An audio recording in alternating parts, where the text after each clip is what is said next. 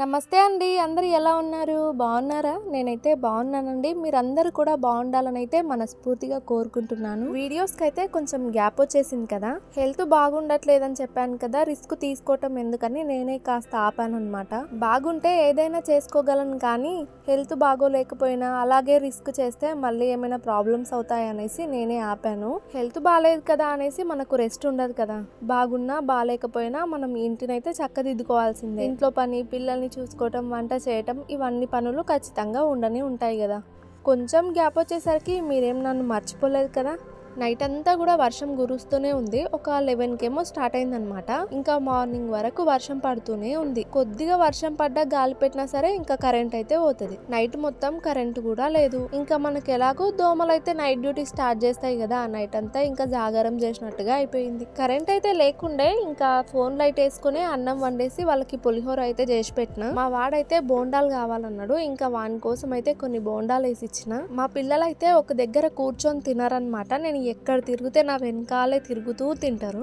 ఇక మా వాడిని పంపించిన తర్వాత నేను మునక్కాయ సాంబార్ అయితే చేస్తున్నా. పప్పు అయితే కుక్కర్లో వేసిన, ఆల్రెడీ ఇంకా ఉడికిందనమాట. పులిహోర అంటే నాకు ఇష్టం ఉండదు, తినాలనిపించదు.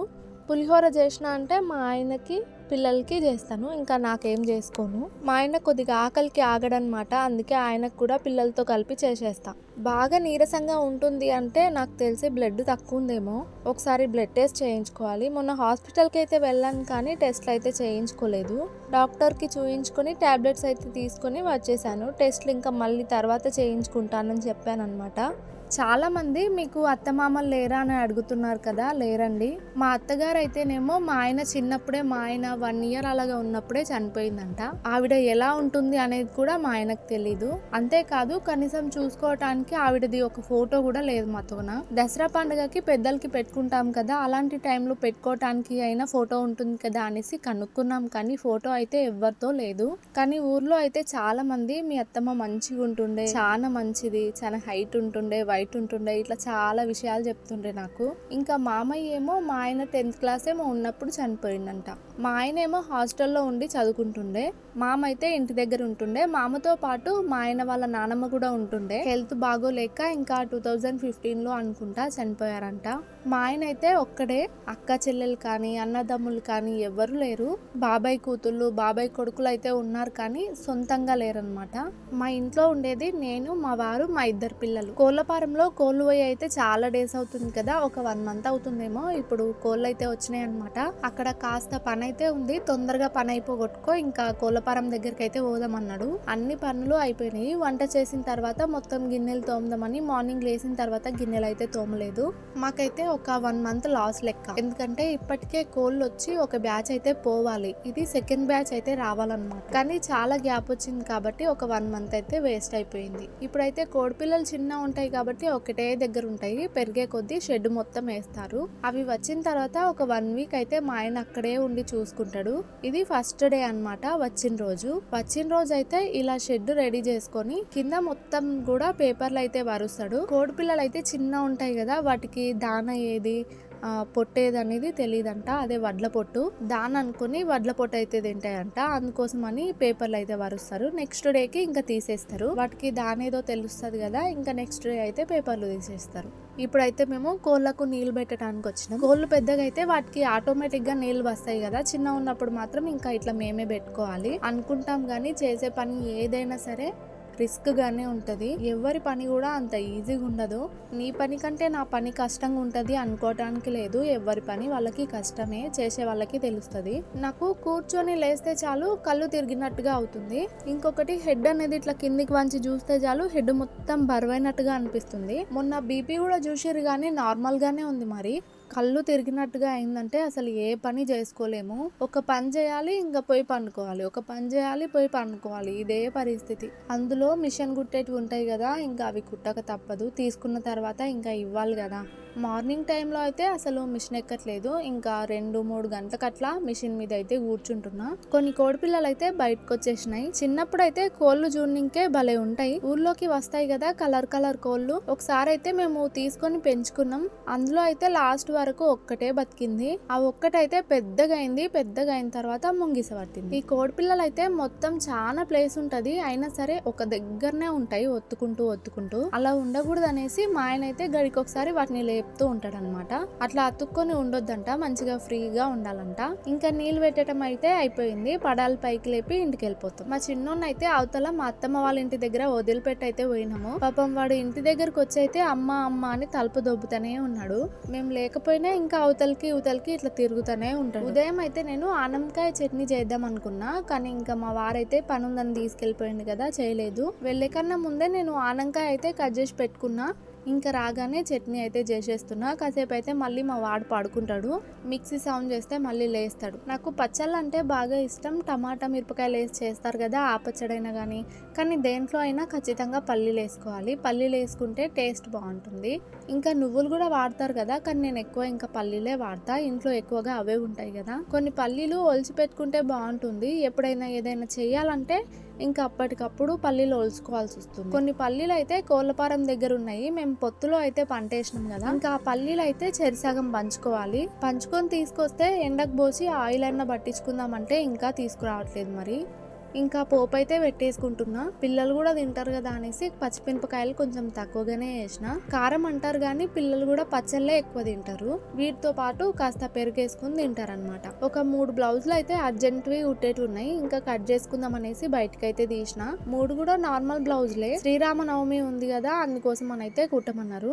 ఇక్కడ సైడ్ అయితే రాములవారి తల్వాలు చాలా మంచిగా జరుగుతుందంట. నేనైతే ఎప్పుడు పోలేదు. పిల్లల్ని తీసుకొని పోవాలంటే భయం అవుతుంది. అసలే నీరసంగా ఉండి పిల్లల్ని పట్టుకొని మళ్ళీ బయటికి గనుక పోయినాం అనుకోండి, ఇంకా అంతే పని. అసలే మనకు పడుకుంటే చేసి పెట్టేటోళ్ళు కూడా ఉన్నారు. హెల్త్ బాగాలేనప్పటి నుంచి నాకైతే అమ్మ వాళ్ళ ఇంటికి వెళ్ళాలనిపిస్తుంది. అక్కడైతే కాస్త రెస్ట్ ఉంటది కదా, పిల్లల్ని కూడా నేను పట్టించుకోకపోయినా అమ్మే చూసుకుంటది. కానీ మా ఆయనకి వంటకి ఇబ్బందికి అవుతుంది అనేసి నేను వెళ్ళాను. ఇంకా మార్నింగ్ కోళ్ళ దగ్గర పని చేసుకొని వచ్చేసరికి ఆయనకు లేట్ అవుతుంది పాపం. మళ్ళీ వంట చేసుకొని తినాలంటే చాలా ఓపిక ఉండాలి. కోళ్ళు ఉన్నప్పుడు ఆయనే కాదు, నేను ఊరికి వెళ్ళాలన్నా ఇదే ఇబ్బంది అనమాట. ఆయనకు వంటకి ఇబ్బంది అవుతుంది, ఎందుకులే అని వెళ్ళాలనిపించదు. నేను లేకపోయినా మంచిగా అన్నం వండుకుంటాడు, ఎగ్ కర్రీ చేసుకుంటాడు, తింటాడు. అంతేకాదు మా డిస్టర్బెన్స్ లేకుండా ప్రశాంతంగా తింటున్నా అని ఫోటోలు తీసి మరీ పెడతాడనమాట నాకు. ఒకవేళ ఆయన వండుకోకపోయినా ఇంటి పక్కన మా అత్తమ్మ ఉంటది కదా, కర్రీ అయితే వేసిస్తుంది. ఎందుకో ఏదైనా తినాలి అనిపించింది. నాకు ఫాస్ట్ ఫుడ్ అంటే కొంచెం ఎక్కువగానే ఇష్టం. మేము ఎప్పుడు బయటకు వెళ్ళాం కాబట్టి ఎప్పుడో ఒకసారి బయటకు వెళ్ళినప్పుడు ఖచ్చితంగా తినే వస్తాం. గోధుమ పిండితో నూడిల్స్ చేసుకోవచ్చని ఒక వీడియోలో చూసిన, ట్రై చేద్దామని ఇప్పుడైతే ట్రై చేస్తున్నా. చపాతీ పిండి ఎలా తడుపుకుంటామో సేమ్ అలాగే అయితే తడిపేసుకున్నా. మురుకుల పావు ఉంటది కదా, అందులో అయితే పిండి పెట్టేసిన. మనకు నూడిల్స్ ఎంత పొడవు కావాలి అనుకునేది వాటర్ లో పిండి కట్ చేసుకోవాలి. వాటర్ లో ఖచ్చితంగా ఆయిల్ వేయాలట, మనకు అవి అతుక్కోకుండా ఉంటాయి. ఇంత మంచిగా వస్తాయని నేను అస్సలు ఎక్స్పెక్ట్ చేయలే. ఖచ్చితంగా ఫెయిల్ అవుతుంది అనుకున్నా, కానీ చాలా పర్ఫెక్ట్గా వచ్చినాయి. కాకపోతే ఇంకా హోల్స్ అనేది సన్నగా ఉంటే బాగుంటుండేనేమో, కాస్త లావుగా అయితే వచ్చినాయి అనమాట. ఇవి బయట దొరికే న్యూడిల్స్ అయితే కొంచెం మనకు సన్నగా ఉంటాయి కదా, ఇవి కాస్త లావుగా వచ్చినాయి.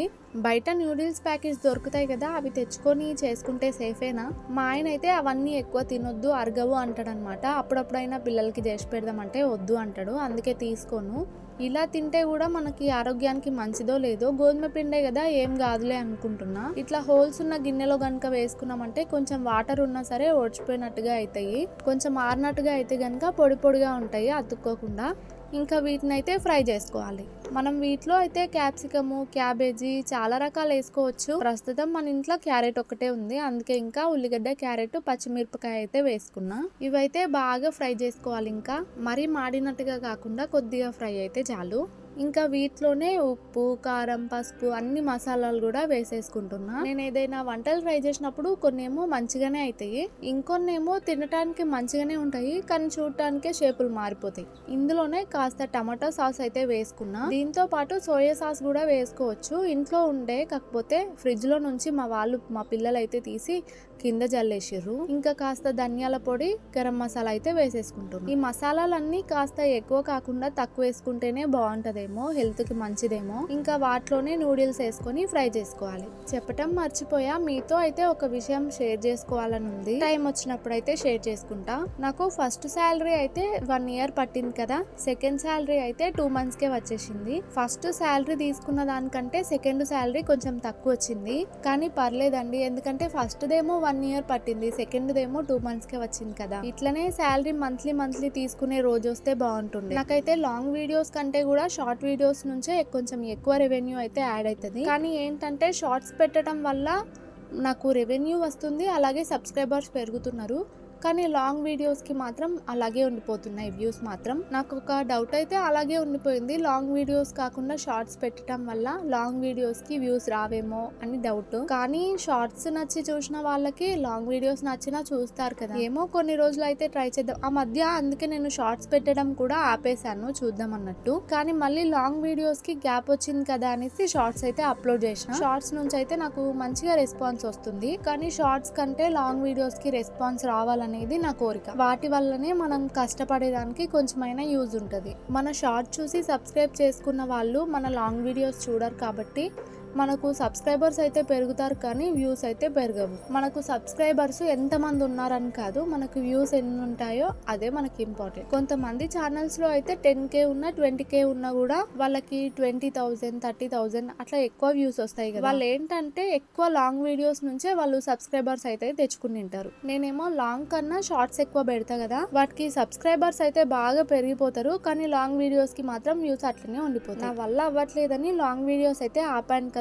షార్ట్స్ పెట్టడం కూడా ఆపేస్తే పూర్తిగా ఎక్కడ వ్యూస్ ఆగిపోతాయో అనేసి షార్ట్స్ అయితే పెడుతున్నా. మీ సపోర్ట్ అయితే ఇట్లనే ఉండాలని, ఇంకా ముందుకి ఎప్పుడు వెళ్తానో తెలీదు, కానీ ఆ రోజైతే రావాలని అయితే కోరుకుంటున్నా. మొత్తానికి న్యూడిల్స్ అయితే చేసేసుకున్నా, ఇంకా తిని బజ్జోవాలి. ఇక ఉంటానండి, మరొక వీడియోతో అయితే మళ్ళీ కలుస్తా. ప్లీజ్ లైక్ చేయటం మాత్రం మర్చిపోకండి.